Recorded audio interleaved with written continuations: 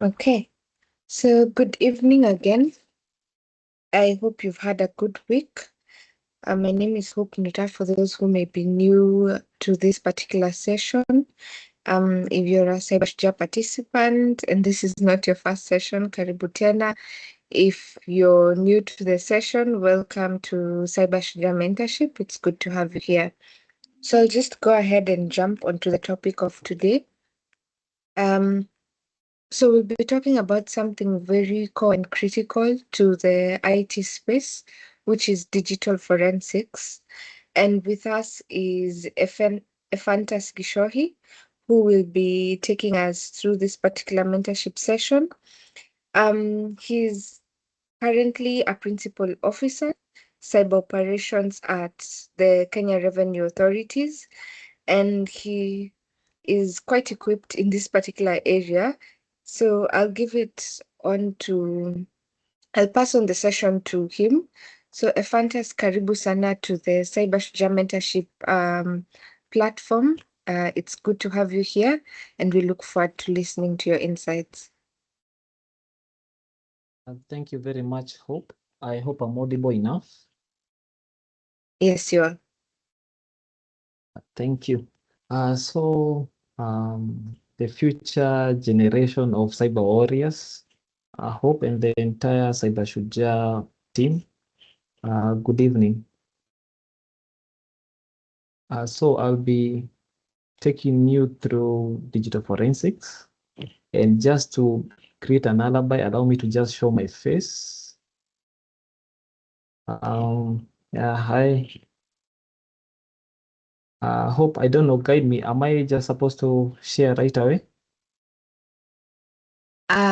You can tell us briefly about who you are and what you do, Okay. and then yes.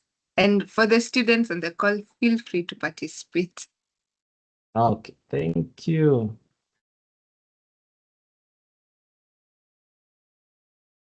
So let me just share that.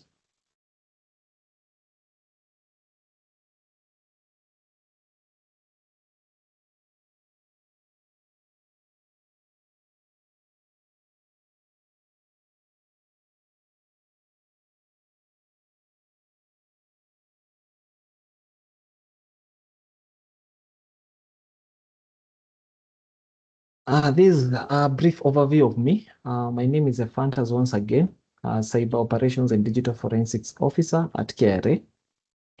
Previously, I've been a beneficiary of almost similar program called PDTP, Cohort 3.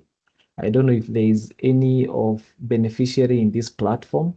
If there is, kindly just show something on your wall. You can react so that I know I'm not alone. Well, don't think there is anyone.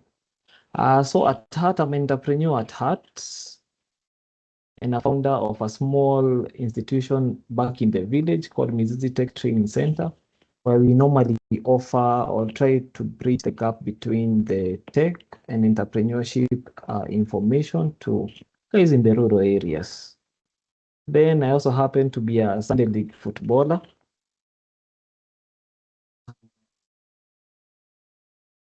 That's us, both for what I normally do on Sundays and what I'm trying to do to retire a happy man. So Hope, I don't know, is my screen still visible? Yes, it is. Very well.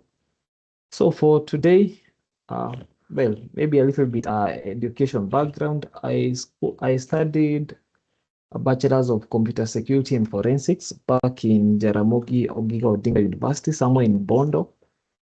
And then later on decided to pursue an MBA in entrepreneurship, global social sustainable entrepreneurship, technically from USIU. So at this point, I'm a guy who has many hats, but in this case, I'll be taking you through what I normally do for day-to-day activities, that is digital forensics. So I try to research and think of what can fit this purpose for today. So these are some of the subtopics I thought about for a crash course today. So we'll start by defining what digital forensic is and why it matters in today's cybersecurity. You realize it comes at the tail end of any cyber event. Then we are going to look at various domains and specializations for anyone willing to join this space. Then we look at investigation life cycle. Good thing I've been a tax investigator, a tax fraud investigator, as well as digital forensics. Now I normally combine the hats to do both. And then we'll look at the common tools and technologies used. Then go to cybersecurity incidents requiring digital forensics. See what you can look for in any digital forensic case.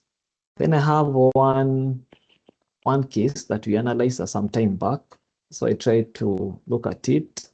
Then we look at the legal and ethical reporting considerations that you're supposed to undertake. Then digital forensic skills and career pathways. Then later on, we might look at some interesting mandate of KRA with the DFL. With that, allow me to just get into the thick of things. I'm sure everyone has come across digital forensics. I don't know if there is anyone from the audience who has either experience or working in a DFL or a SOC. Maybe by a show of hands, is there anyone?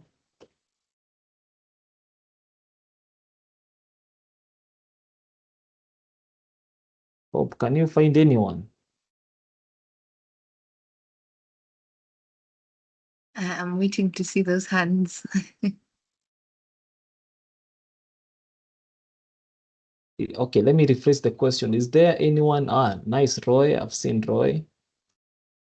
That's good. That's good. So for anyone who's willing to join this space, we normally just define it as a structured process in identifying, collecting, preserving, analyzing, and documenting digital evidence from computers, mobile devices, networks, cloud systems, and any other digital environment, but in a legally defensible way. Whatever evidence you decide to take, it has to suffice in a court of law. And if you guys have been following the proceedings of Babu Owino, in this case it's called Nuruoganga, you can actually see how important it is for you to be able to have to be able to conduct a digital investigation in a formal way and in a manner that it will be admissible in a court of law. So why it matters in today's cybersecurity, again, I had mentioned that it normally comes at the tail end. You realize it's more of a reactive process other than proactive. So higher the chances by the time you're calling cybersecurity, the event will have happened. So we have the tech keeps on advancing. The institutions keeps on investing a lot of money to tech.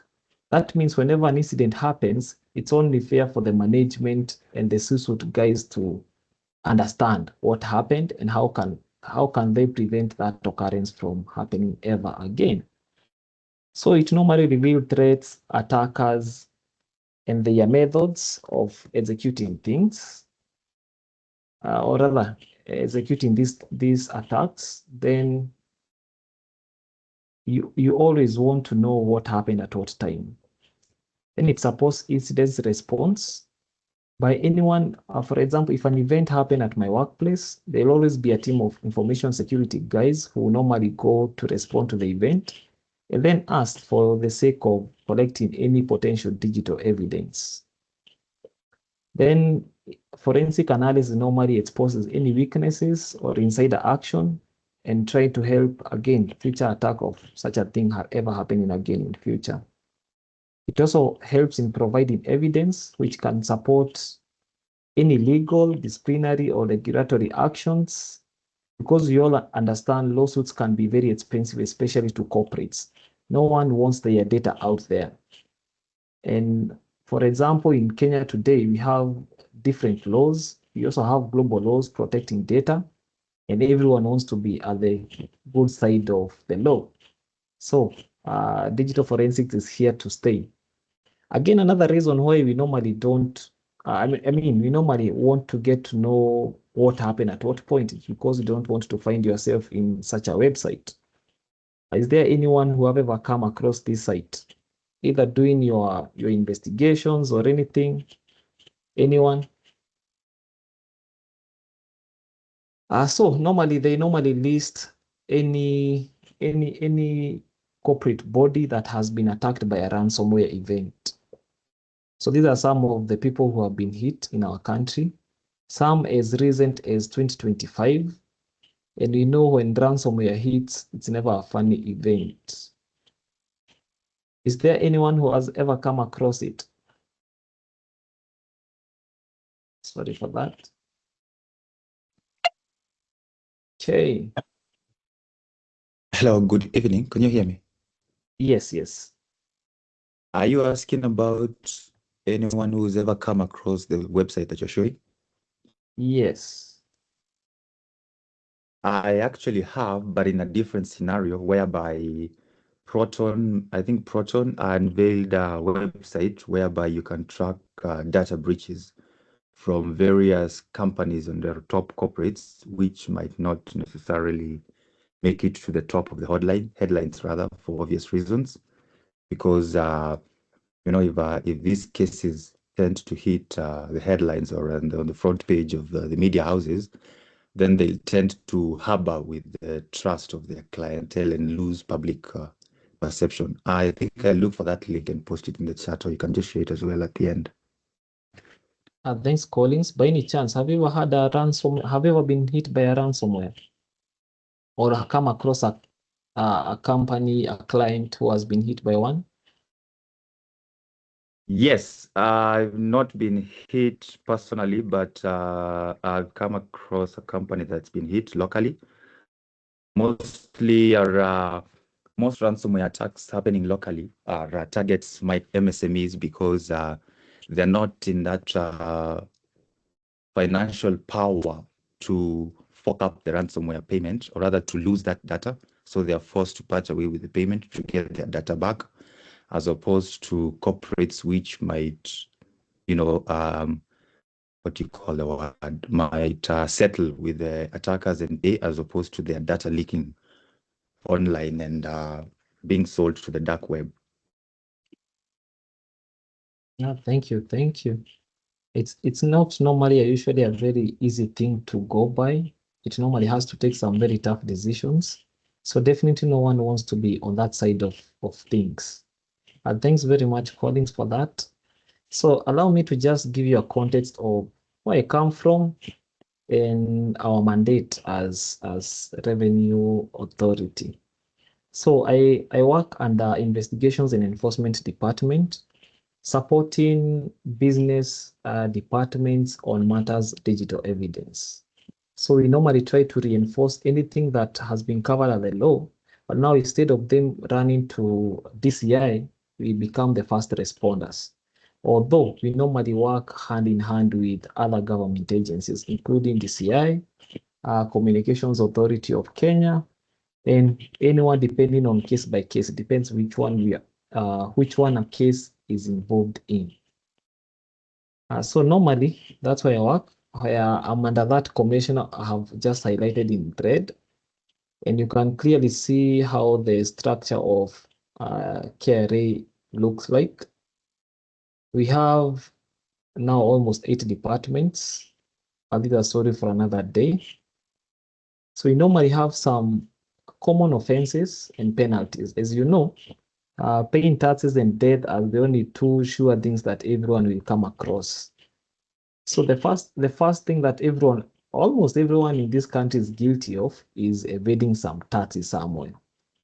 If these guys, or rather, if KRA wishes to get you at any one point, I'm 100% sure maybe all of you will have something involved in all these things that I've highlighted here. This is a public document of common offenses and penalties under the Commission of IND, Investigations and Enforcement Department. I won't dwell much on it, but I'll show you why I just put this slide at this place. Again, everyone knows why we normally have to collect taxes. It is important to know this is what taxes are supposed to build us. Whether they build or not, it's a story for another day. So as I was telling you, we normally support revenue departments, I&D being one of the revenue departments. We normally have cases like these ones where in this specific case, these are published cases. That's why I'm showing them. They're not active. Most of them are done. So we normally have a case where you can find duplicates number plates. And this means one of the cars was sold to people illegally. But now when you go to look at the number plate to just confirm if taxes are paid, it will always be paid at some point. But whenever such crimes happen, they'll have to have data going somewhere. Either someone maybe, it could be a case of collusion. It could be a case of someone just facilitating all this, but they normally need a digital forensic guy to just take care of things like phones, laptops, or any digital device that is involved. Because remember, the admissibility of any device collected, it has to be able to reach the court, and it has to be able to used for prosecution of whoever is dealing with this. So let me go back to our topic of the day. We normally have different domains and specializations depending on the magnitude and the size of an organization. Recently, we managed to visit again to benchmark with DCIs. And as much as digital forensic is still a new area, they are trying to organize such that they have sections under each and every domain of forensics. We understand computer forensics, it basically focuses on recovering and analyzing laptops, desktops, CPUs, anything in that line. Then whenever you have an attack like Cobalt Strike in case of a cyber event, you're definitely going to look for at your network and see where the payloads are targeting, where the internet traffic is more, which data packets are going where, to just trace where the source of the intrusion is coming from, so that you're able to segregate your assets, in this case, the best way. We all understand about mobile forensics. It has been here with us for some time. Our phones has been widely used in almost each and every cyber event. There has to be a phone involved in one way or another. Cloud forensics is a new area. Recently, we found you are going to respond to an incident where you find a taxpayer has their data online. Now you are used to having them have a computer somewhere with an Excel sheet and all that. But now when you find yourself in a cloud environment, that's a totally different game. You either play ball or you just get creative around it. So how you normally handle this is a bit different, because you have to really talk to the taxpayer to actually ask him to facilitate you with this. Again, for those people who like being innovative enough, you probably can innovate around how to get to actually even know and even flag potential cloud backups or even cloud data somewhere in their network. And then we have malware forensics. This is more of malware analysis, where if you are able to identify a malware in the system, you can look at the code and a sandbox somewhere, see what it's actually doing in your network or in your machines, and able to give a clear guidance on how to go about it. So we normally have these cases normally are assigned to us, such that they originate from maybe information security or SOC guys. Then you'll identify, and actually even some come all the way from the commissioner. Then it is cascaded to you, where now you are the one to do the identification of what digital device is involved in this case. You decide on how to collect the evidence, you do the examination of the evidence, do the analysis, and actually do the presentation from your line manager all the way to where the case is being presented. But then the most important bit when you're doing this is making sure the chain of custody is strictly followed. Again, human error is always the biggest cause of these cases being thrown away from court.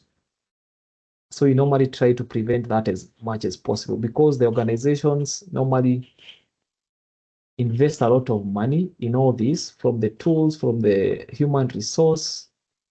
There's a lot of investment done. So you normally have to get this spot on. You might not get anything else right, but this one you have to get spot on. Sometimes we also realize we normally work hand in hand with DCI officers. Sometimes they want to have the evidence, analyze it for themselves so that they're able to attest to what you actually found. Then there's also the bit of storage or even transferring the device maybe from KRA custody to DCI headquarters and all that. All that has to follow a chain of custody. So we normally, everyone understand digital forensics is more of the tools and some technologies used. Being an entry level, or rather even when an organization is trying to invest, they'll always prefer an open source tool as a commercial one. We know these tools are not cheap. For anyone probably who have ever tried to procure or even have one for themselves, the price tags can be a bit crazy. So back in the day when you were starting, this lab wasn't like fully formed. It started from where you're being told to just use open source tools to now, at least now we have something that we procured. Let's say we have a lab by now with very interesting capabilities. So the tools will definitely differ from the commercial and to open source. For those people who probably have used the open source tools, Autopsy is probably one of the best I've used. It's simple enough to understand what it's doing. Then Wireshark, for guys who are doing network forensics, you normally have to harvest some data so that you do your analysis and try to troubleshoot where the issue is coming from.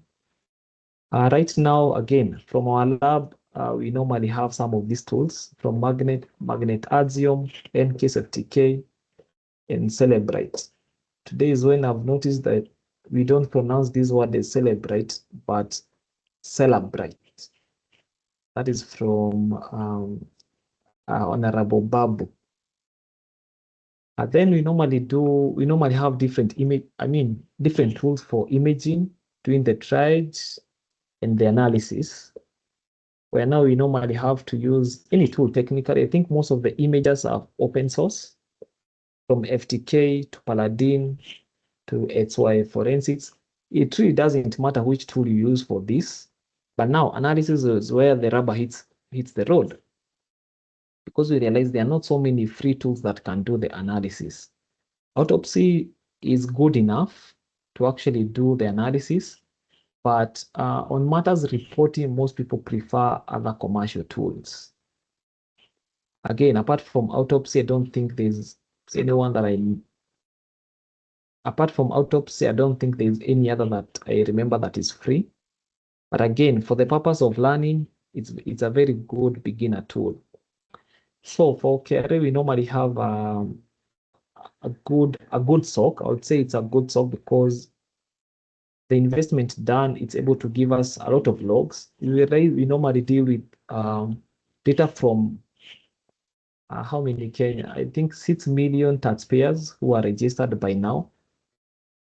Maybe we normally get 4,000 taxpayers who just want to look at the system, probably try something one here or two, and see whether they can get away with something. We have a CM, and then lastly, a tool that is maybe not appreciated enough, it's Excel. I have a feeling we all have used Excel, but this is our basic data analysis tool. Right now, it's very advanced, but advanced in a good way, because that's where even some of these logs are stored as Excel files, more like CSV files, but we understand it's Excel. I don't know if there's any question up to that point.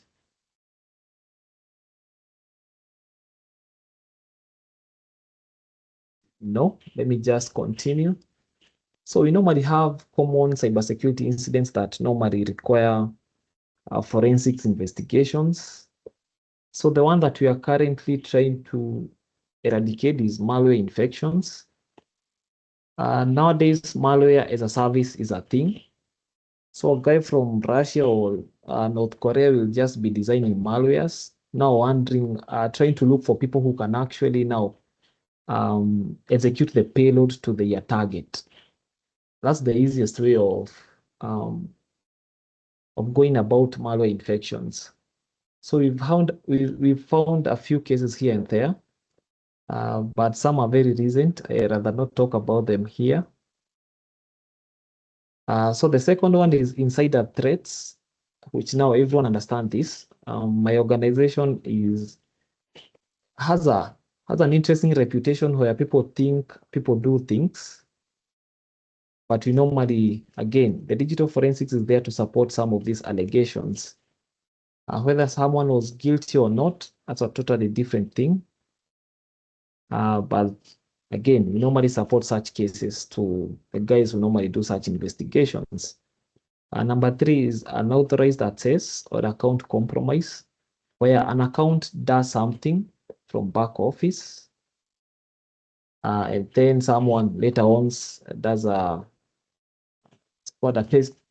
testimony, not testimony, or rather claims later that they're not the person who actually did it.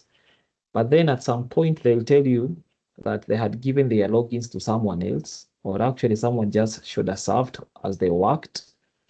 In the workplace, you normally realize there is that generational gap where someone who's a bit advanced don't want to do some of these basic tasks, so they might want to delegate them to juniors. And then later on, when the guy is gone, then the junior gets creative with the account. So those are some of the issues. Again, I'm seeing some research saying somewhere that WhatsApp is becoming almost a primary way of organizations to communicate, because all the briefs, all the daily updates are normally issued on WhatsApp compared to email. Email is normally seems like a bit robust. So most people are just using shortcuts. So while people are transferring files, you realize you probably had saved 3 hopes in your phone. So as you are looking for hope, you send to hope A instead of hope B. And then that file probably contains a list of certain people that you really don't want them out there. Again, where I work, it's a bit sensitive. So you realize you might pass a report, then it finds itself in the news. So sometimes we normally really try to restrict ourselves to emails, but such things normally happens. But again, digital forensic need to be able to support such an issue. And then number 5, fraud-related investigations. I've just shown you some fraud that has happened before. So we normally have to be there to support such investigations. The good thing with data is that rarely will it lie, and you will always find data somewhere. I'm also sure you've come across some memes where a guy explains all about a certain Mercedes-Benz they are driving. Then you find a KRA account on Twitter saying that we don't find you under the taxpayers portal. We really can't find you. Where are you getting your money from? See, you may patana such a case somewhere. I probably need a response for that one. Have you come across such a meme somewhere? Yes. Yes, we have. Mostly Yeah, probably when I think KRA is Yes. tagged and it's necessarily where they're not on the taxpayer. yes, we are really trying to work hard so that we bring everyone on board in the tax bracket so that the burden it becomes a bit lighter even for us. So thanks for that again, Collins. So whenever we are having a case, there's usually 2 ways of doing it. You can go fishing for artifacts without actually knowing what you're supposed to. Although this has been passed by time, the artifact-driven investigations, or you can actually go for a scenario-driven investigations. So let me just highlight a difference between the two. We all understand artifacts are those the bits of evidence you're trying to look for. This could be a simple thing as metadata of an image, of a file. It could be logs from a system indicating who did what, at what time, at what date, and where, location, all that. That's what we are calling artifacts in this case. I've listed 6 of them there because that's what we normally deal with. It's usually a case-by-case basis. It could be a tax fraud issue. It could be a cyber event issue. Again, you have to look at different things. However, previously, I've seen a situation where an officer was just told, hey, yo, go collect some phone somewhere or a laptop somewhere and come with it. So the officer might not have the details of what they are going to look for. So they just go there with a search warrant, of course, seize whatever they are seizing, and then bring it to the lab. So we normally don't go down that direction, but I've seen it happen. This is why you're just trying to look at all the possible evidences so that you correlate it later on. However, now we have switched it to scenario-driven investigation where by the time you are leaving your office, you already know what case you are dealing with, who is involved, and what you are going to actually look for. It becomes more productive to do it that way, and you become efficient in what you are actually looking for. We normally we normally use a lot of system logs, but as you guys know, there can be a lot. Recently, we are trying to look for backup solutions. And then we found that for a system as crucial as ITATS, Teams for NTSA, 1 hour logs backup is taking around 20 GB. That is 1 hour a day. Now you can do it. The law normally requires people to have their data for a period of at least 6 years, 5 to 6 years. Now you can imagine how those files will look like in a year's time. Then you're given an investigation where it took around 6 months for you to actually deliver what you're supposed to deliver. Now, I don't know, going through those Excel files, maybe almost 2 TB, because again, you have to narrow your scope whenever you're doing these investigations, but it can become a lot of data either way. I think browser artifacts, everyone knows that browser normally fits your mind. What you're looking there probably is what is in your mind. That's what you're thinking. Maybe there are smarter guys who will use the anonymous mode. I don't know how practical it is to be using it all the time, but you guys will tell me what you normally do, I hope. Then we look at the memory artifacts. I mean, whenever you meet a machine, maybe it's open, you normally have to look at the running services, what programs are running there, what this guy has been doing with his CMD or a terminal. So such things, you normally have to always make sure you understand what's happening around the RAM of the machine, or even a phone, technically. And then you always have to back up all your investigations with some OSINT information somewhere to just know your customer better. Again, know your customer is a principle that we always use, very well recommended in each and every field you do. Be it in business, be it in digital forensics, we like knowing our customer. Once you understand the customer, things become a bit easier. So before I go to my case, any question up to that point?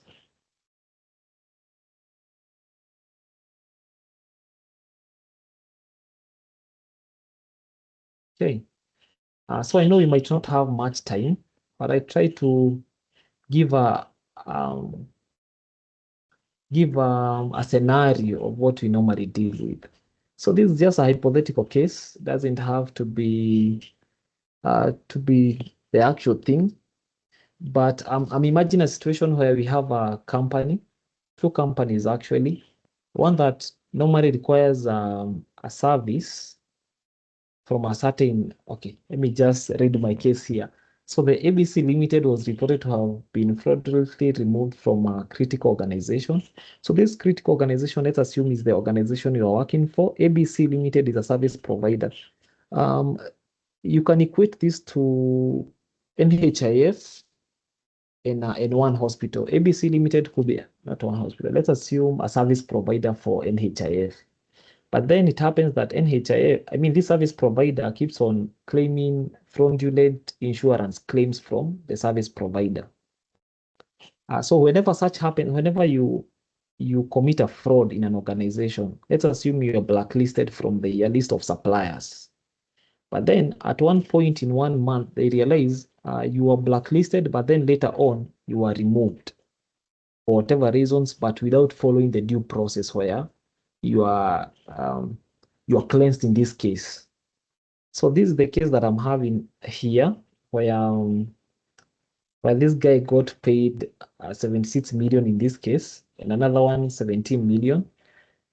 We normally have to look at the case, look at your case directly. What do I mean by this? We normally have to analyze the case, understand who are the different players for whatever you are doing. So you normally have to understand the background of your attack. For example, if a cyber event, you have to understand the background of your case. You have to know which evidence you'll be looking for. Then it's also important to just look at the key findings, the lessons learned. So this is a case where this is a case that happened probably like 3 years ago in an organization that I know, not necessarily KRA, but it's always important to have a link chart like this. So for anyone who's probably planning to join digital forensics, besides interpreting your data, you need to be able to do a link analysis. This is something you can always teach yourself. There are different tools for doing such things, so that whenever you are explaining your cases, remember, the management don't understand. The management or a court of law really might not have the experts to understand your business language. But one thing is clear, you need to be able to communicate to them in a language they understand. So there is a common phrase that is used like, talk to them like it's a 5-year-old. So the easiest way to communicate and to be able to tell them is just having such diagrams. If anyone has a question here, I can explain. If not, just allow me to move on. Again, from the investigations that normally happens, these are some of the examples that we've seen. So I have 2 different cases of a script that was directly injected in a database. But again, this is something from 3 years ago, where someone could log in a database and directly inject things directly in the database. However, you can just clearly see the difference between the 2 scripts. The first script doesn't have any personal details. It's just saying, whenever there is this blacklist, just set the flag to N. I don't know if I'm able to show this. Well, there's another script down there that should be rightly done, and this is how any injection should happen. But again, this is from an interface point of view. So yes. Any questions so far? I suppose no. So we all understand about the legality of some of the things we are taking about digital forensics, the ethical, and then the reporting considerations that you're supposed to undertake. So evidence handling requirements, this should be the most important bit, where the evidence must be properly identified, preserved, and documented using a very strict chain of custody, and make sure that the procedures are followed as they're supposed to. Then what makes the evidence admissible? Right now, we are guided by standard operating procedures in the lab, which is heavily borrowed from a DCI. So what they normally do at the lab is almost the same thing we are doing here, only that for us, it's a bit tweaked to fit the taxpayers better, or the internal investigations better. So all we normally have to confirm is that the evidence is rightly collected and also make sure you communicate properly to the person you are collecting the evidence from. You also don't show up just like that. You normally have to obtain a court order before you go anywhere technically. And you also have to do some documentation to your superiors so that you're also given the necessary support that you require, from the manpower to the tools to the various approvals we normally work with. So professional ethics in digital forensics, again, this is just making sure the investigators maintain high integrity, confidentiality, and objectivity when you're undertaking a case. Also making sure that you're not biased, you're not like forcing the end result to look like maybe your boss is telling you, or rather maybe what is in your mind of your bosses. Sometimes there's usually a lot where the C-suite normally gets let me call it intelligence in this case, but whatever the public normally have to speak out there, the C-suite normally picks it as some truth. So they tell you maybe there's a lot of things happening somewhere. But whenever you're doing now your research, your investigations, you realize that's not the case. So technically, you're maintaining the unbiasedness is very important. And also making sure the CIA of your investigation remains where it is. Again, nowadays with Data Protection Act, it normally hinders us sharing a lot of information, even to some of the organizations out there that wish to collaborate with us. But the good thing, we have an office that deals with data and the exchange of data, both at corporate level and at departmental level. So the good thing is, any data is, you can get any data even from us, but you have to use the various offices when you're getting it. Again, I think from the previous regime, we started doing cross-agency investigations where everyone picks their nuts and bolts depending on where you are specializing in, so that you're able to have one report that speaks to each and every maybe crime, case, incident. So we normally share a lot with ODPP, DCI, again, CA, and sometimes with the NTSA where need be. We have a public document here that shows how we normally do our chain of custody. It's a form. It's normally self-explanatory. There's a lot of things we normally have to look there. So unless there's a question at this point, oh yeah, I think it's this last bit where we are normally guided by law. Everything we do is guided under either of these four acts. Right now, the Parliament managed to pass the Computer Misuse and Cybercrime Act. I Hello, don't know Ephantus. Yes.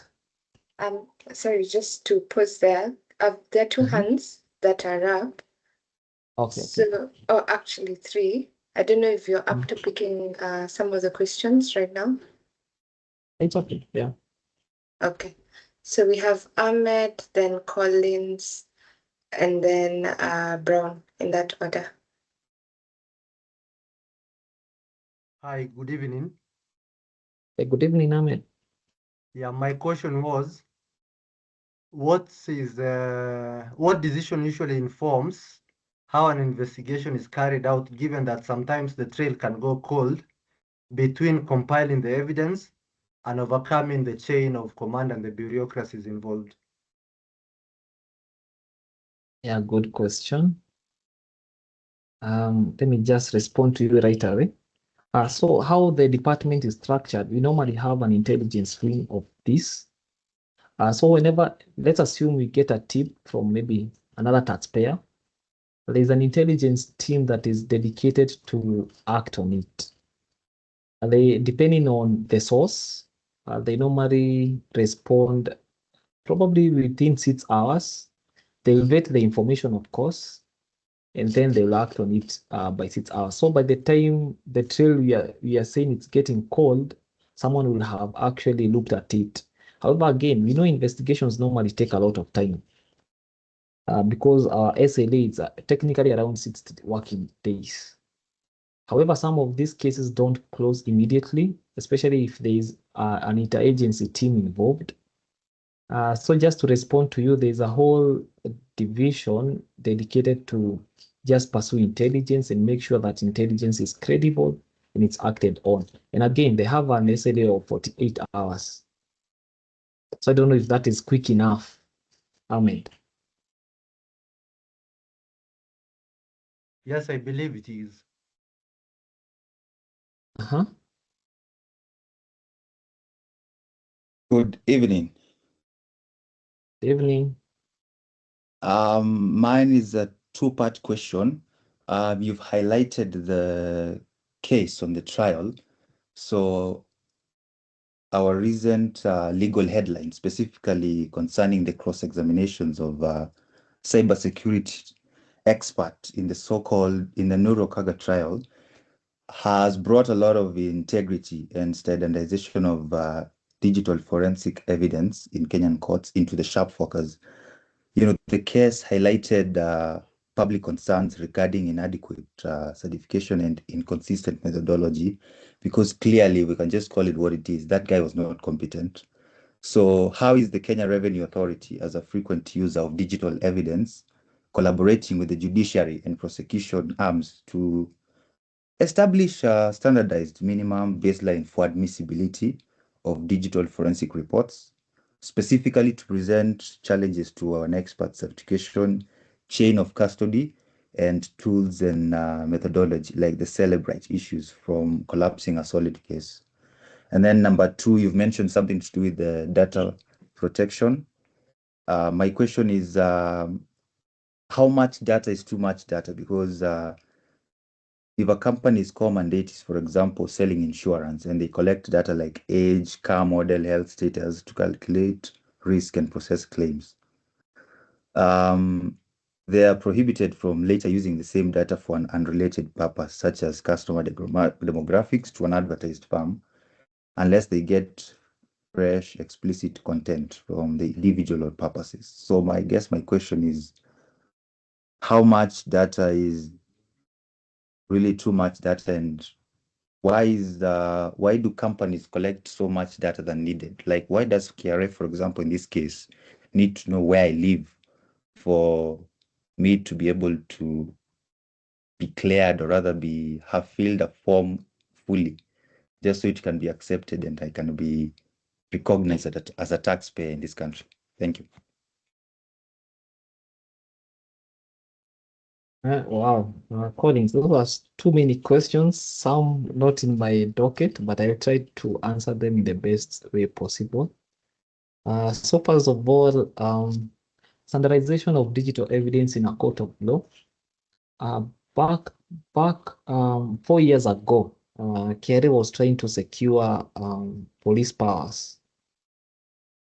So police powers normally mean a KRA officer was looking to have power to arrest someone. However, that was denied. That's why you see most of the cases, it's a DCI going to court, because a KRA officer doesn't have police powers. However, there's under my department, IND department, there's a section for prosecution. So again, they normally have to work with ODPP on matters prosecution.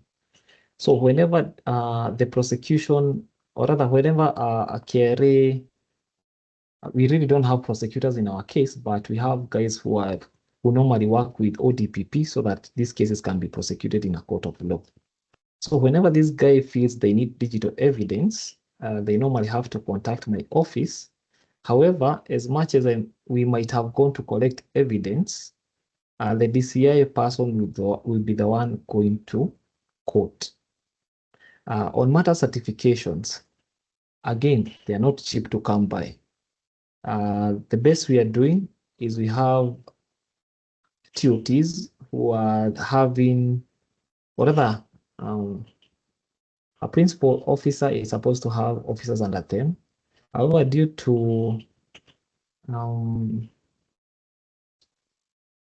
me say, a lack of enough resources to cater for these certifications. Again, that case normally was just telling people certify and certify out of the country. Again, these are not monies that are there. So they normally have to train people partially. Like one, you can have two investigators go now, but again, the person who will appear on court again, the DCI officer, who have actually really built expertise in this area, as much as the guy wasn't an expert per se, but he's a guy who has been trained by Celebrate, for example.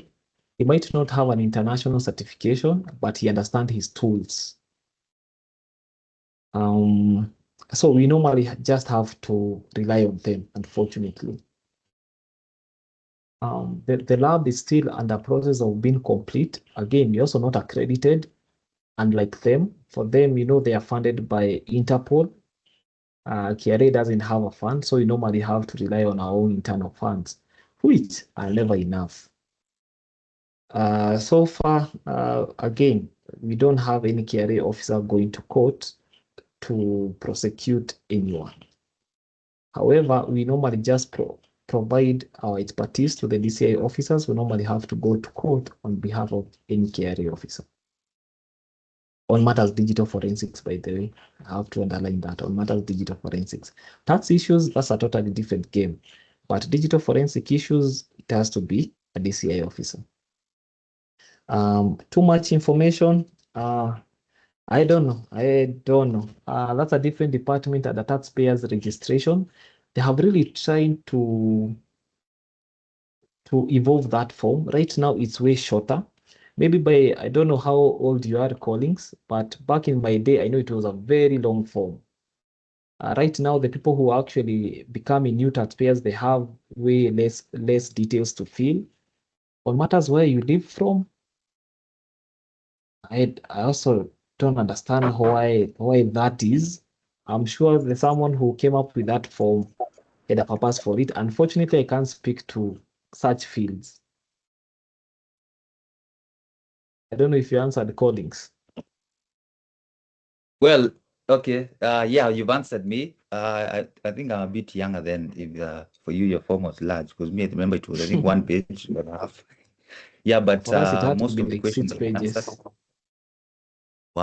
Wow. Okay. Most of our questions have been answered. I guess the other one I just leave my colleague to ask it, and then I'll ask it at the end of the very tail end of this session. Thank you. Okay.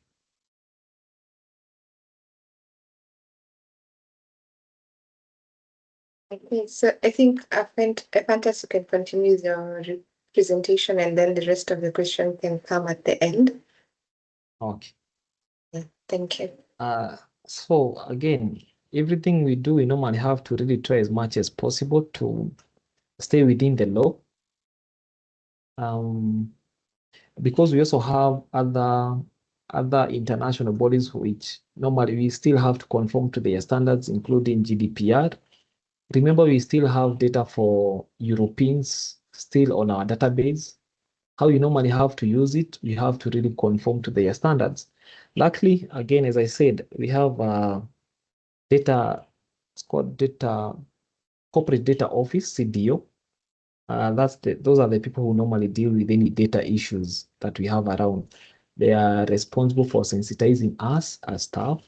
They're also responsible for dealing with anyone maybe outside there wanting to do their research and need data from KRA.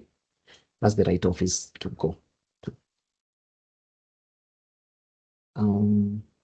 So again, for anyone trying to pursue this line, back when I wasn't employed technically, I finished my campus, then started tamaking just maybe 98% of Kenyan graduates. However, the little I could do is try to look for somewhere I can just get maybe industry experience. For me, back in the day, I went to East Africa Data Handlers, somewhere in Westlands. They had a small short course, I think 3 months course on digital forensics, where they just showed us what is expected of us in the industry. Because again, for most of us who have gone through public unis, you understand the chaos that are there. Back in the day, I think where school was the pioneer of this course, then later on followed by Kabarak, then I think Meru, then probably right now digital forensics is everywhere, including KU. So by the time I was graduating, I really thought I was lucky till I came to the industry and realized they really don't want to offer me jobs. But the good thing is, for anyone who's trying, just try to polish up your skills such that when that interview arrives, this will have something to show. Again, right now, YouTube has really advanced some of these things. I think I graduated back in 2017. That makes it around 8 years now. So this is a field that is almost maturing now. But again, I know most of us will still be needed. So as much as we might know how to use these tools, we will still be needed to do the critical thinking, because any attacker who's willingly committing a crime, they have also thought about the exit plan. People have become smarter. We also have in cases that we really can't nail simply because we are missing to connect some dots. So critical thinking is a very important soft skill required in this line. Then again, from the Nuru Oganga case, being able to give attention to detail to your report writing, it's something you have to really polish up. You don't use templates. I mean, not templates. You don't recycle. You know how you normally have to go edit a previous done document. Technicalities will always arise from that, and then you start looking funny, like that guy when he's been asked whether the document was authored in 2023 or 2024. You really don't want to be that guy. Having to explain that, it first of all throws you off, even your defense. It disorients you, so you find yourself you're not even able to technically to be trusted in anything that you speak from that point on. Again, one thing that is lacking probably in my country is guys who can uphold ethical standards. It's everywhere. I mean, integrity is now being told you can be the only one assured of your own integrity, but you can't really rely on any other person to be integrity. So, this is something that has to come from your heart, and you really have to have a drive for this because, again, it's also not easy. Certification issues, again, they're not easy to come by. So unless it's funded from a certain organization, or rather either your parent organization, a school, or a scholarship, the good thing is everyone who has a tool, they always have free certifications. Not free certifications, scholarships to their certifications. Again, I keep on telling young people, especially people who still are not employed, there's no harm in trying. Just try. Apply them, just write those things year in, year out.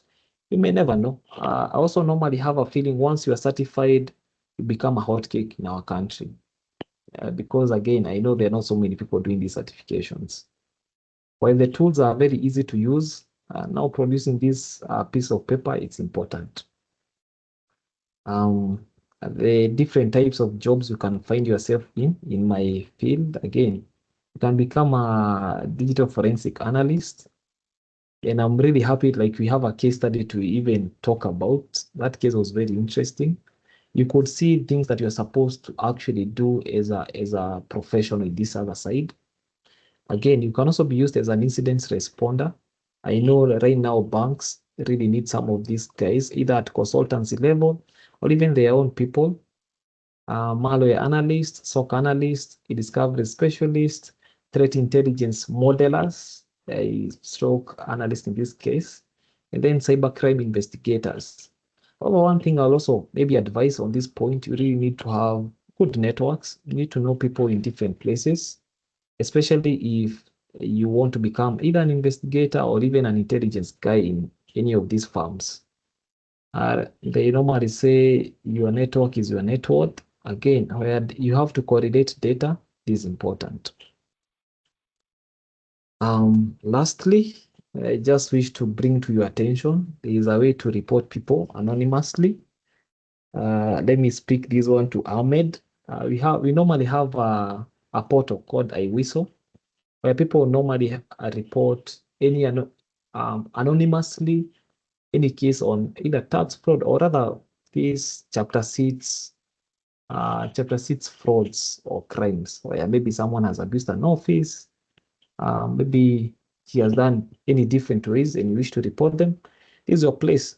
Maybe just to expound on it, if you ever report a taxpayer who's not maybe declaring their actual true income, you can get either 5% of the recoverable taxes or 5 million, whichever is less. I have a feeling maybe either of you will have a plan for 5 million somewhere. Again, by the time these guys are being recruited, everyone maybe one day, one time we shall be paying less taxes. So I think that's it for now, and I wish to welcome any question. Thank you so much, Ephantus. Hope we are thinking about 5 million plan. So let's have Stephen, Ahmed, and then there was a lady with the previous hands. Kindly, if your hand was up previously and you didn't get a chance, just let it go up again. So let's start with Stephen, Ahmed, Nicole, and then Collins. Okay, thank you so much. It was a wonderful session. I just have 3 questions. One is, today we are talking about artificial intelligence. I just wanted to know, do you leverage AI in your day-to-day activities in forensics? And if it's so, how do you do it? And another thing is, I was just wondering if I'm a digital forensic engineer kind of person. Am I able to conduct digital forensics in, for example, in a Windows that is not activated? And again, also, the third one is, I am also an alumnus of PDTP. Actually, I was in cohort. So my question was, is that what was the secret for you to be able to come from PDTP up to the point that you work under digital forensic in caring? Okay, let me handle that. So on use of AI, it's weird because I thought this question would come. Steven, by any chance you've asked this question before from other guys? Not really, not really. Okay, anyway, I think someone used this. So normally, right now, we normally have cases that maybe the executive want answers right away. So whenever they want these answers right away, you normally have to research some of what you are dealing with, especially on logs analysis. You might go get some evidence somewhere with logs that you really don't understand. I mean, the easiest partner to ask is ChatGPT or any other AI platform. Unfortunately, we are also in the process of having our own GPT. Recently, you saw President launch it. We are still trying to fine tune it to fit investigations. Previously, I mean, right now it's just used for basic taxpayer questions. But again, we are trying to tweak it as much as we can so that it fits our own purpose. We really, unless now it's embedded in some of these tools, there's no any other way we are using it. Maybe from the tool side of view to just correlate the evidences that you have, make sense out of it, correlate with other sites that normally logs these events, cyber events, or even malwares. So that's our scope so far.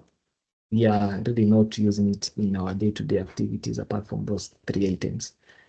Then yes, you can actually conduct a digital forensics in any Windows, in any machine, whether activated or not activated. You can still do it. So my question was, is it ethical and will it be validated? Because I'm just wondering, just so your machine is not activated. Oh, I see what you mean.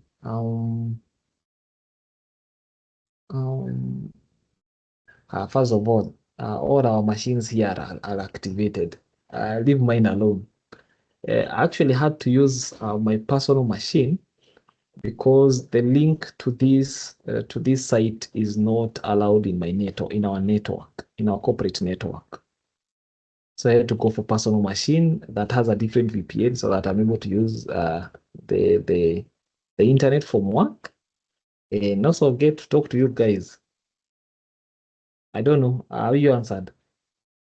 Yeah, it was just, I'm answered. I'm okay. Okay, and maybe the secret to my path to KRA. I don't know where you are stationed, but me, I came directly to KRA.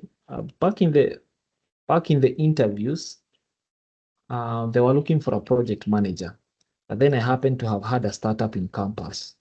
So the interviewers that day, I think they just spotted me,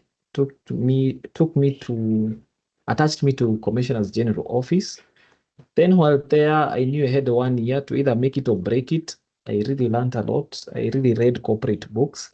So whenever I applied an interview 1 year after we left PDTP, luckily I got considered, and that's how I got my job.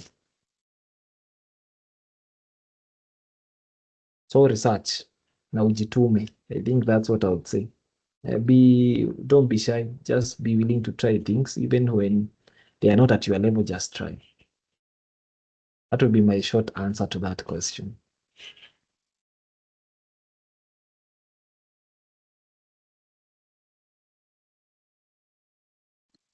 Ahmed. Yes, I've noticed institutions like KRA, KPLC, whenever government is in power, public perception usually affect how those institutions are also viewed. Is there ever an increase in cyber threats based on negative perception against the government? Let's say you can look at how people are perceiving the government between 2023 and 2025 June. Does that ever lead to an increase in cybercrime? Ahmed, I won't really lie. I'm not. I don't have any view of the incidents that SOC team respond to. All I know right now, we are better suited than 2023. Right now, we have direct visibility of what is happening in our network 24/7. Back in the day, 2023, I think it was a totally different game. So I might not have any concrete answer to that. However, we are prepared. I'll tell you, the authority is very much prepared for any cyber threats. And the policies here are a bit, we normally say they're a bit too much because they really don't have so many loopholes. We have a lot of systems doing the monitoring. Now we have more manpower doing the actual response to these attacks. Because we normally get attacks, not even inside the country. We also have some from outside the country.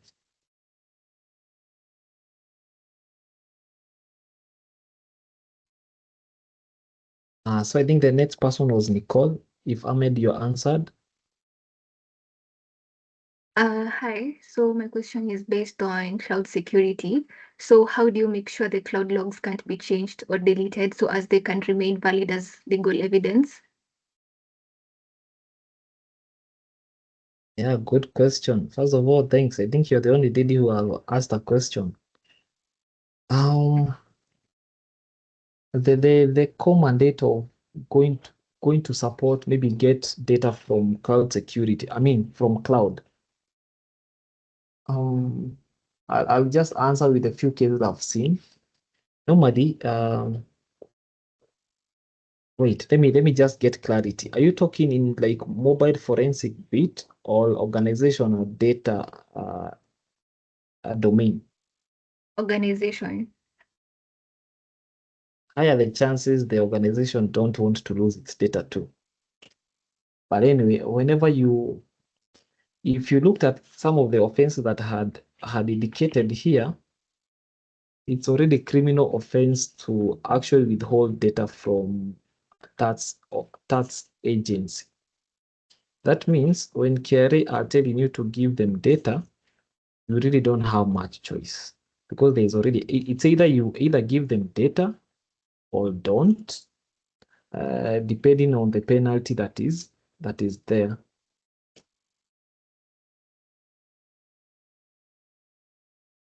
Yes. If you look at the top right, failure to provide information or produce any document for examination required by the commissioner. There's an imprisonment term for 3 years or either fine of 1 million or both. So depending on which side you feel you're comfortable with, it's okay.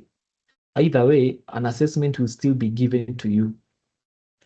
So we normally just tell the taxpayer, just collaborate, because there's no way you will win that war. That one I can tell. Unless now it's a multinational who's likely probably run away after this, but higher the chances that that war you might not win it. I don't know if you answered, Nicole. Yeah. Thank you. If you are the one, what would you prefer to go about it? How would you prefer to go about it? Will you give your logins and your data, or do you prefer to just withhold it? I will withhold it. Okay. Collins? Yeah, thank you once again for according me this opportunity to ask a question. Mine is very brief. It's a two-part question. Number one, I finally found the website that I mentioned earlier in regards to the question that you asked about the data breach, so the observatory from Proton. I don't know if I'm allowed to share my screen to show you guys that, because I've tried pasting the link on the chat and I can't see it, but if I'm allowed, it's okay. And then the other thing is it's in regards to the question that Nicole just mentioned when it comes to cloud security and deletion of logs. Very recently,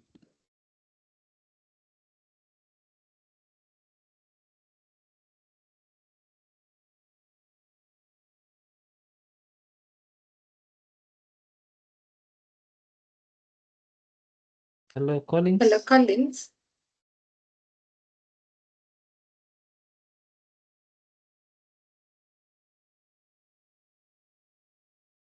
hello, can you hear me? Collins. Yes, Okay. yes. Oh, where did I get cut? Just whether the logs deletion. Yes, I'm having a lot of trouble with the integrity of individuals mandated to safeguard individual data when it comes to their clients, because I once had an assignment somewhere, without going into specifics, to investigate a firm with my director, of course, that was being reported in regards to embezzlement funds, and it's a circle somewhere in Western Kenya, and they had been losing money. They had been losing money, and the team suspected that something might be going on, only for the forensic to reveal that there's been an embezzlement of funds where some of the top directors of the firm were sharing, or rather were siphoning money to private accounts offshore and using the money to fund their private lifestyles. But long story short, from where you sit, what do you think can be done to safeguard the integrity of these firms that handle sensitive data, whether could be KRA with tax money, especially financial issues, because money is very sensitive, and the institutions that handle the most transactions, or rather that are mandated to safeguard this, or rather provide those services to clients, are at the forefront of fraud and embezzlement of funds. What's your take on that, as I share the screen to the observatory I just mentioned earlier? Okay. So wow, normally human issues are the hardest to deal with, because now this, again, we have a shortage of good people in this country. And I assume, I don't know if it's everywhere, but I think we have a shortage of good people in this country. So I think one thing, if I were maybe the concerned directors, one of the things I would do is hire guys like you. You seem to have a conscience, and then also pay you well, because again, you also don't want those temptations where you see videos passing through you. You might also be tempted. I think that's one. Then two, normally, even whenever there is an embezzlement, someone will also want to clear their tracks. Investing in a dam, that's very important. Database access management, that's very important. Because I think this is something I've seen across a few systems here and there, where someone does something, for example, even can't give a live case. But anyway, most people will do something, then again, they delete that log. So even when you're going to look at the database, you'll find, I'm already missing 2 days worth of data. Again, there's nowhere, even when you do that forensic analysis, you might also find a dead end. So investing in a dam is important. Again, take and then have guys like you around. But human issue, it's hard. That's usually a hard one, because it boils down to personal integrity.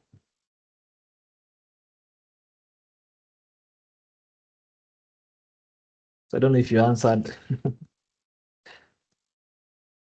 Oh yeah, in collaboration, whenever you have, for example, if you have guys in a circle, let those circles talk to each other. You don't have security experts who are actually not talking to each other. So once they talk to each other, things becomes a bit easy, because you always understand if someone is using a certain scheme to embezzle funds, and maybe hide their trail.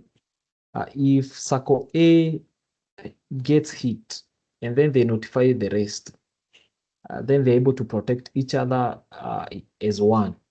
I think it's something being trying to be enforced by Kenya Association of Bankers.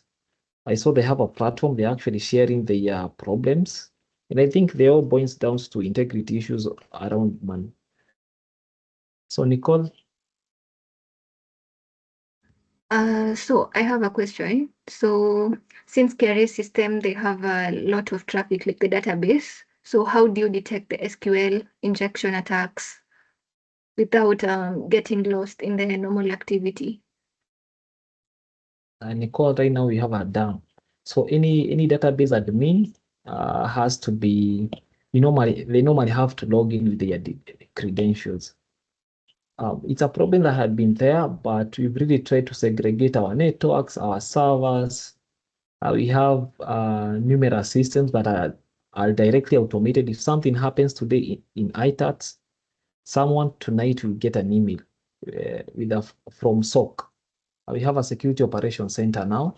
So some of these things are directly detected real time. And then someone tomorrow will actually start working on them. So they are not reactive right now. We've really tried to invest in technology to make sure some of these things are not done.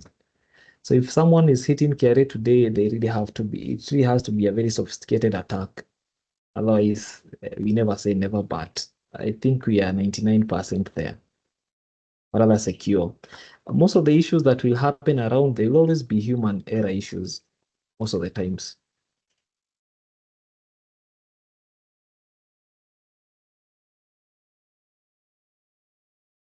Nicole, are you okay? Yeah. Thank you. Wait, first, the alert is it automated? Yes, it's automated. Okay. We normally have playbooks that we fed to. I don't want to give the vendor detail, but we have playbooks that we have automated, telling the system like these are red flag, these are green flag, and these okay, So depending on, let me call them risk parameters, depending on an action, or rather an action any officer here or at Atspay is doing from wherever they are, they'll be flagged. Some will just be directly blocked. Some will escalated for review. Because we're also trying to learn. Again, threat modeling is something that is continuous. So whatever people are doing today to do some of these malicious activities, they will evolve. Once we get to know them, these guys use another route.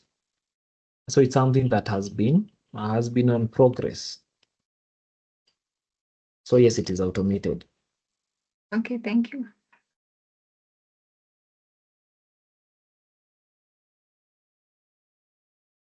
Can I proceed?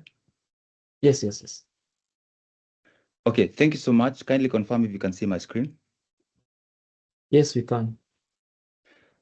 Just before I proceed, I think for Nicole, since I'm telling that she's curious on the incident response, she can look for an incident response playbook. There's an incident response playbook online that guides and or details how organizations respond to cyber attacks, incidences, and she can look through it and just learn the bit by bit breakdown of how to respond to a breach, an attack, or an exploit on an organization in regards to cyber attacks or breaches. Okay, thank you. Once more, what you can see on your screen is a website from Proton. It's a data breach observatory. They recently launched this, but it's been there for a while. That exposes the breaches that we mentioned earlier in regards to your question of whether we are aware of any breaches happening locally. And you can see here 4 in 5 small businesses have suffered a recent data breach, where I mentioned that MSMEs are the biggest hit. And Proton has taken the initiative of not waiting for the breaches to be reported, and instead they go to the dark web and track the real leaks in real time as they happen. Obviously, these leaks are not reported for obvious reasons, to avoid loss of the public trust and eventually loss of customers because of the erosion of the public image. So far they've had over 794 breaches exposed with 306.1 million records leaked. And you can see here the top targeted sector, the retail and wholesale at 25%, and then we have technology at 15%, and then media and entertainment at 11%, whereby the data that's often leaked include names and addresses of people that appear in 9 out of 10 breaches, whereby contact data makes the huge pile of the leaks with phone numbers or addresses. And then passwords are the second highest leaks that occur. And then sensitive data, such as personal identifiable information like government IDs or health records. And then when you scroll down a bit, they've given illustrations of some of the most recent attacks. So we can see here like Qantas Airways, this is an Australian carrier. They suffered a breach that was very critical, and over 11 million records were exposed. Customer data, name, date of birth were among the details on the data that was leaked. And then here we have Allianz Life, which is an insurance company in Germany, another critical case where 1 million records were exposed. And then we have Tracello, Interscope France, Free, and then we have Orange Romania. This is a telecommunications company.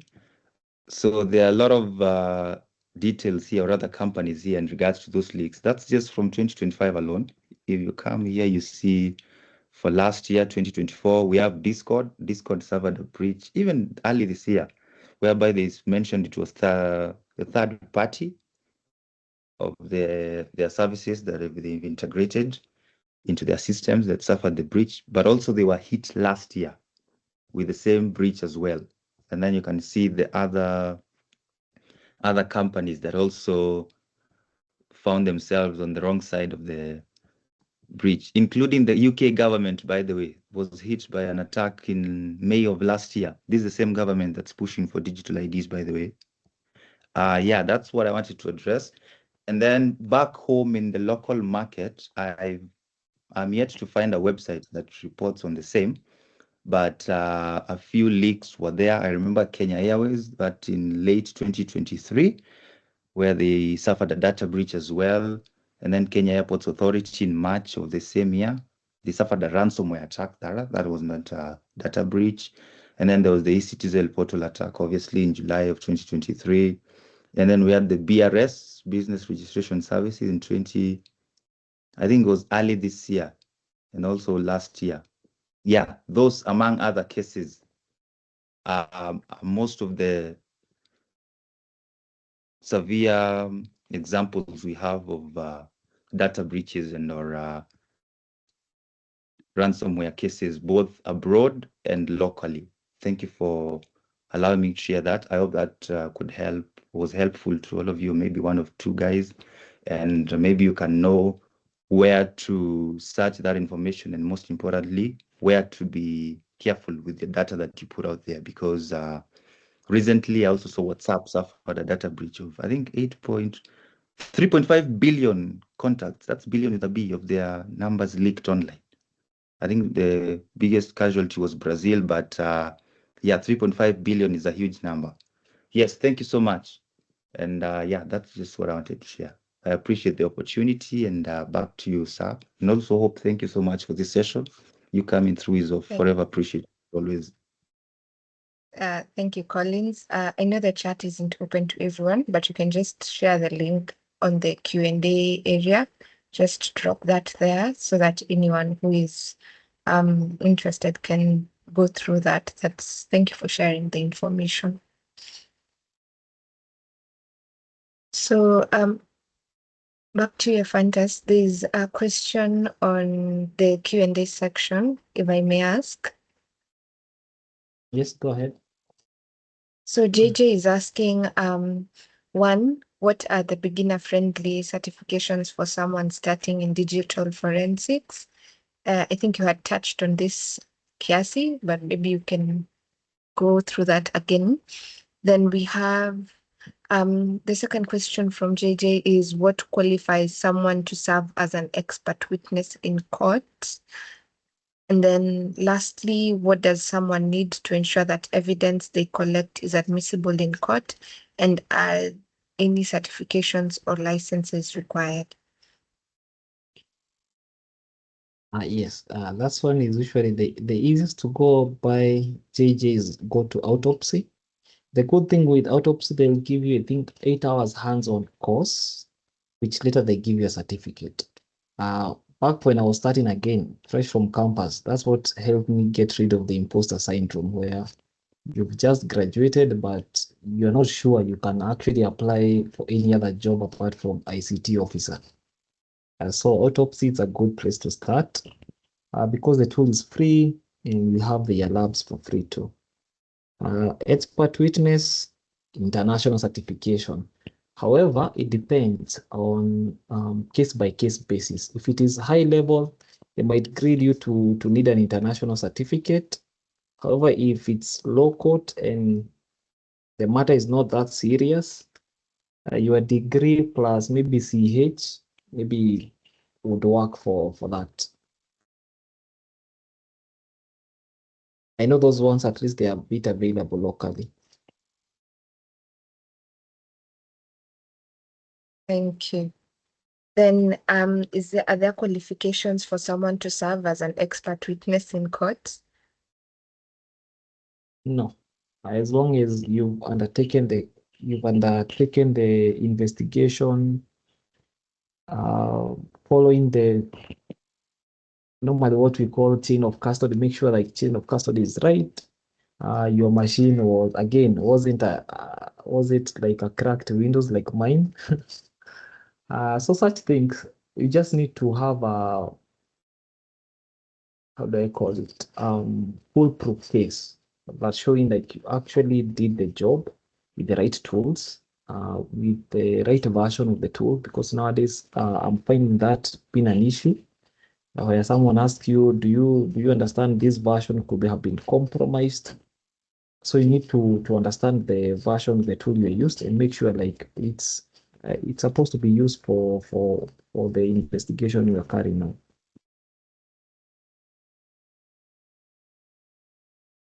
Okay.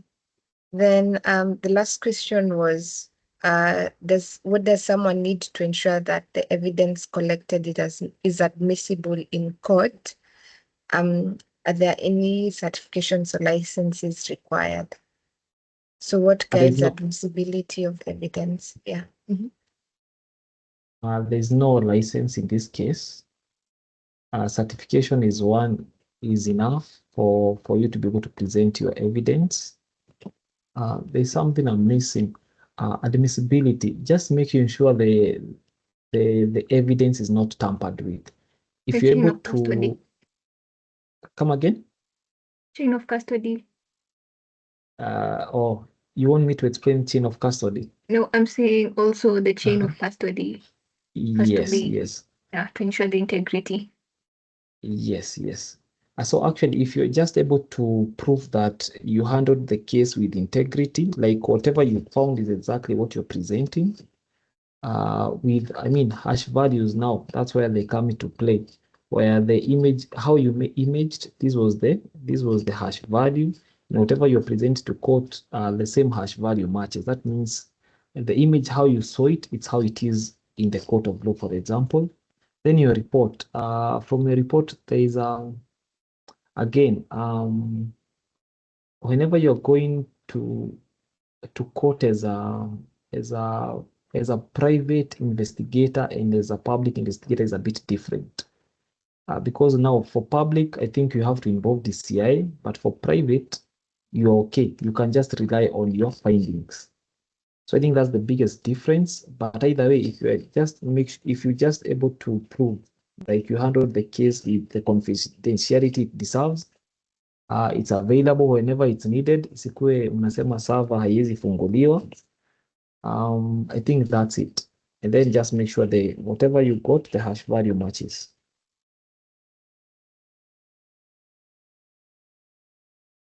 Okay. Thank you so much. I believe JJ has been answered. So back to you, Ephantus. Maybe last remarks for what you just presented, and then I can bring the session to a close. I think first of all, I would appreciate you guys for actually giving me this opportunity. I always feel nice when I'm guiding younger people because it's built something from my soul. Like I feel like I'm on the right path. This is an area we still need more people. I normally see even in my institution, I still know we need more hands.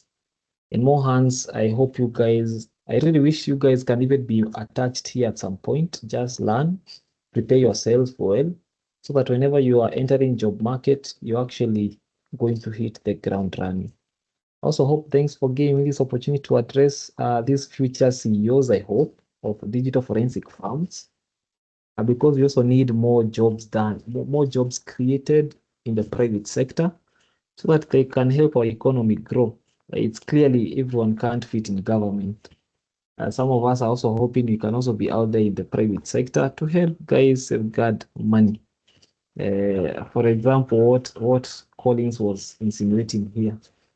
So hope, thanks, and over to you. Thank you. Thank you so much, Ephantus. I think it goes without saying that the session has been very interactive and quite relatable. Thank you also so much, everyone. The questions were very well put together and very relevant for what we are talking about. I like after a session when the questions actually challenge us to go check into things more, to be more accountable in different security matters. So thank you for that. There's something I picked up, Ephantus said about network. So it's something we always hear, your network is your net worth. As part of a part of the goals of this session is for you to network too. So a network is not just collecting contacts. It's also it's basically building relationships, and relationships are built with mentors through experiences. So try to look at different things you can handle forensic wise. Gain your own experiences and consult with the mentors we invite, like Ephantus here. Mchokozeni LinkedIn, if I may. So that way you build a relationship. So in any point, maybe in the future, if your CV lands in his office, it can be connected to a certain experience. Or if you're consulting to start a business in forensics and need guidance on such things. So feel very free to push this beyond just the 1 hour session that we have here. So thank you so much, everyone. I hope we've learned something. Ephantus, if I may, could you kindly share the slides that you've presented today? Yes, I will. Okay, thank you. So I'll share those slides with you. The sessions are always recorded and available on the Cyber Shujaa YouTube page. So this is our second session to do with digital forensics. We had one at the beginning of the year with Ngumo. So you can be able to just go, if this is where you want to build your career, feel free to go to the YouTube page, look at Ngumo's presentation on digital forensics from the side of a telecommunications area. And then now we've had Ephantus speak from the side of KRA, and just compare experiences and build your own. So thank you so much, everyone, and have a lovely evening. Thank you.